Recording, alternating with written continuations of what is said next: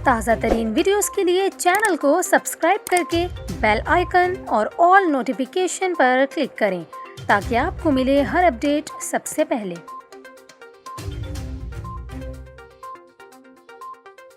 और यहाँ पर आपको खबर दें, तलबा के कोरोना टेस्ट मस्बत आने पर सिंध की तहसील वारा में government girls secondary high school एक हफ्ते के लिए बंद कर दिया गया है। सिंध की तहसील वारा में 3 बच्चों के कोरोना टेस्ट मस्बत आने पर ज़िलाई इंतज़ामिया की जानिब से स्कूल को एक हफ्ते के लिए बंद किया गया है, जबकि कोरोना के टेस्ट मस्बत आने वाले तलबा को आइसोलेट भी कर दिया गया है। आपको बताएं, इस हवाले से इंतज़ामिया का ये कहना है कि स्कूल में 3 तलबा के कोरोना टेस्ट मस्बत आने पर स्कूल बंद करने का फैसला किया गया है। ज़िला इंतज़ामिया के मुताबिक दीगर तलबा के भी कोरोना टेस्ट लेबॉर्ट्री भिजवा दिए गए हैं।